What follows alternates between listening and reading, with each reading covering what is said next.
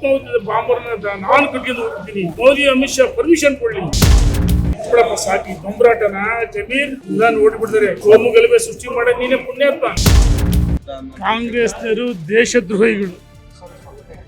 ಅವರು ಭಾರತ ಮಾತೆಯ ಮಕ್ಕಳಲ್ಲ.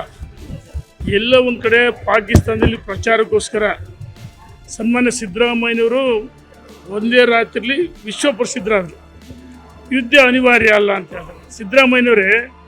ಮತ್ತು ಮೋದಿಜಿ ವಾಪಸ್ ಬರ್ತಾವಂತಾರೆ. ಒಬ್ಬ ಮುಖ್ಯಮಂತ್ರಿಗಳಾಗಿ ಜವಾಬ್ದಾರಿ ಸ್ಥಾನದಲ್ಲಿರ್ತಕ್ಕಂಥವ್ರು ಯಾವ ರೀತಿ ಮಾತನಾಡಬೇಕು, ರಾಜ್ಯ ಜನರಿಗೆ ಏನು ಸಂದೇಶ ಕೊಡ್ತಾರೆ? ಇದು ಕರ್ನಾಟಕ ರಾಜ್ಯಕ್ಕೆ ಅಪಮಾನ. ಒಬ್ಬ ಮುಖ್ಯಮಂತ್ರಿ ಆದಂಥವ್ರು ತದ್ವಿರುದ್ಧ ಹೇಳಿಕೆ ಕೊಡ್ತಾರೆ. ಇನ್ನೊಂದು ಕಡೆ ಹೇಳ್ತಾರೆ ಭದ್ರತಾ ವೈಫಲ್ಯ ಅಂತ ಹೇಳ್ತಾರೆ. ಇನ್ನೊಂದು ಕಡೆ ಸುಹಾಸ್ ಶೆಟ್ಟಿ ರೌಡಿ ಶೀಟರ್ ಅಂತ ಹೇಳ್ತಾರೆ. ಪರಮೇಶ್ವರ್ ಹೇಳ್ತಾರೆ. ನಿನ್ನೆ ಪರಮೇಶ್ವರ್ ಏನು ಹೇಳಿದರೆ ರೌಡಿ ಶೀಟರ್, ಅದಕ್ಕೋಸ್ಕರ ಅವ್ರ ಮನೆಗೆ ಹೋಗಿಲ್ಲ. ಅರೆ ನೀವು ಅಲ್ಪಸಂಖ್ಯಾತರ ಭಯಕ್ಕೆ ಹೋಗಿಲ್ಲ. ಅಲ್ಪಸಂಖ್ಯಾತರು ಟೇಬಲ್ ಕುಟ್ಟಿ ಗುದ್ದಿ ನಿಮಗೆ ಬೆದರಿಕೆ ಹಾಕಿದ್ದಾರೆ. ಇವ್ರಿಗೆ ಏನು ಹೇಳ್ಬೇಕು? ಇವರೆಲ್ಲ ಅಂದರೆ ಹಿಂದೂ, ಅದೇ ಇವರು ಹಿಂದೂ ವಿರೋಧಿಗಳು. ಸುಹಾಸ್ ಶೆಟ್ಟಿ ಮತ್ತು ಹಿಂದೆ ಜೀವ ಬೆದರಿಕೆ ಇತ್ತಂತ ಹೇಳಿದರು. ಎಲ್ಲ ಒಂದು ಕಡೆ ರಕ್ಷಣಾ ಇಲಾಖೆಯವರು, ಅದೇ ರಕ್ಷಣಾ ಇಲಾಖೆಯವರು ವೈಫಲ್ಯ. ಯಾಕಂದರೆ ಸರ್ಕಾರ, ಕಾಂಗ್ರೆಸ್ ಸರ್ಕಾರ ಅಲ್ಪಸಂಖ್ಯಾತ ಜಿಹಾದಿ ಗುಂಡಾಗಳ ಪರವಾಗಿದೆ. ಏನು ಮಾಡಿದ್ರು ನೋಡಿ ಅಂತ ಹೇಳಿ ಅಟ್ಟಹಾಸದಿಂದ ಮೆರೀತಾರೆ. ಅಟ್ಟಹಾಸಕ್ಕೆ ನಾವು ಹಿಂದೂಗಳೇನು ಹಿಡಿಗಳಲ್ಲ, ನಾವೇನು ಕೈ ಬಳೆ ತೊಟ್ಕೊಂಡಿಲ್ಲ. ನಾವು ಎಲ್ಲದಕ್ಕೆ ಸಿದ್ಧವಾಗಿದ್ದೀವಿ.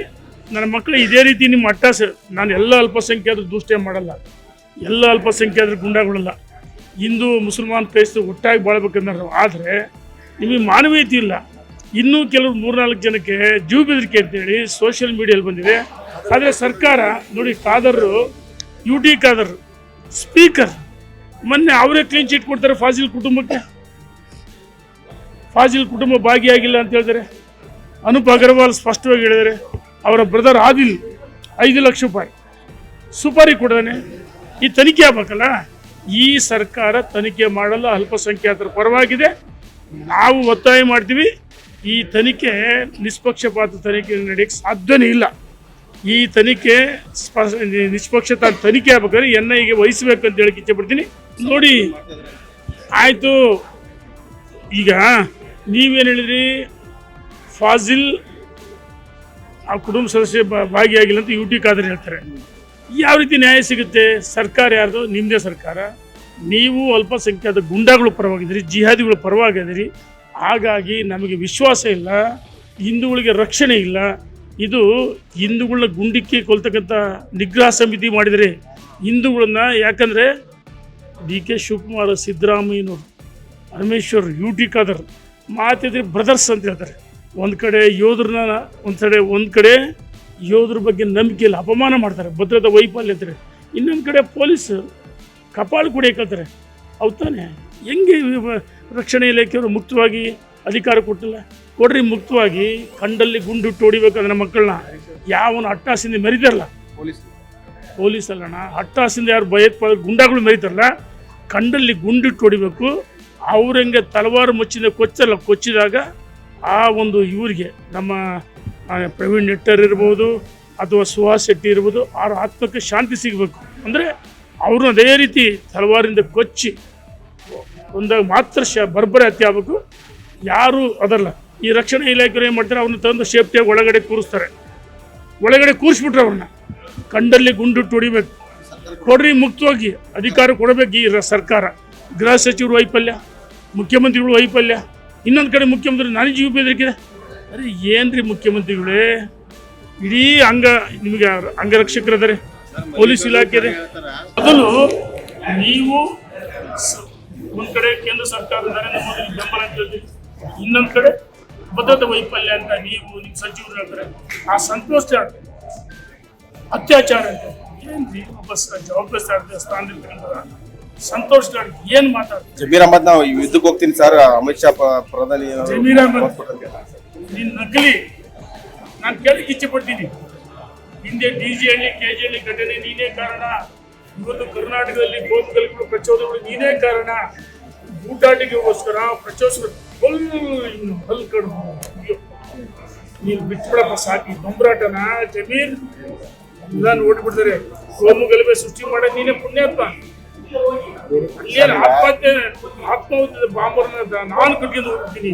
ಮೋದಿ ಅಮಿತ್ ಶಾ ಪರ್ಮಿಷನ್ ಕೊಡ್ಲಿ. ಎಷ್ಟು ಪ್ರಚಾರಕ್ಕೋಸ್ಕರ ಈ ರೀತಿ ನಾಟಕೀಯ ಹೇಳಿಕೆ ಜನ ಒಪ್ಪಲ್ಲ.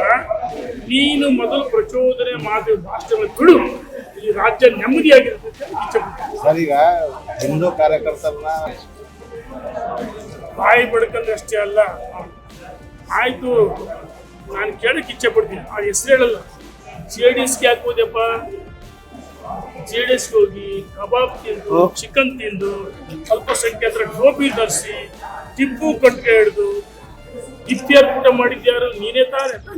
ಯಾವ ಹಿಂದೂ ನಕಲಿ ಹಿಂದೂ ಅಲ್ಲ, ಏನೂ ಅಲ್ಲ, ನಕಲಿ ಹಿಂದೂ ಅಂತ ತನ್ನನ್ನ ತಾನು ರಕ್ಷಣೆ. ನೀವು ಹೆಸರು ಹೇಳಿದಿಲ್ಲ, ನಾನು ಹೆಸರು ಹೇಳಲ್ಲ.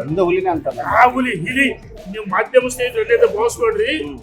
ಎಲ್ಲ ಒಂದ್ ಕಡೆ ಆತ ಹಿಂದೂ ಹುಲಿ ಪ್ರಚಾರ ಕೊಟ್ಟು ನಕಲಿ ಪತ್ರ ಬರ್ದಲ್ಲ ಸರ್, ಮತ ಸೇರಿಸ್ಕೊಳ್ಳಿ.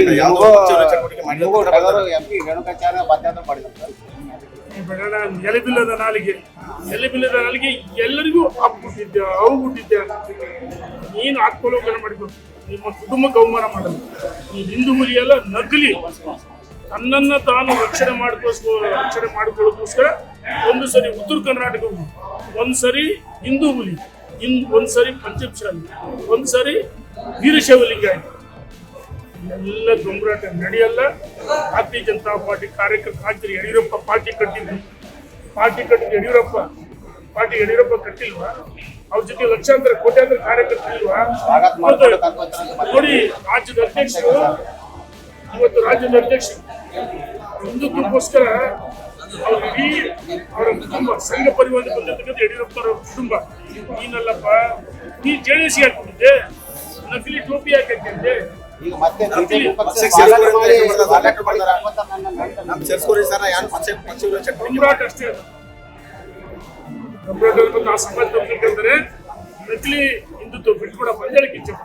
If you like this video, ಬೇಗ ಲೈಕ್ ಮಾಡಿ, ಕಾಮೆಂಟ್ ಮಾಡಿ, ಶೇರ್ ಮಾಡಿ ಹಾಗೂ ಯೋಯೋ ಟಿವಿ ಕನ್ನಡವನ್ನು ಸಬ್ಸ್ಕ್ರೈಬ್ ಮಾಡಿ.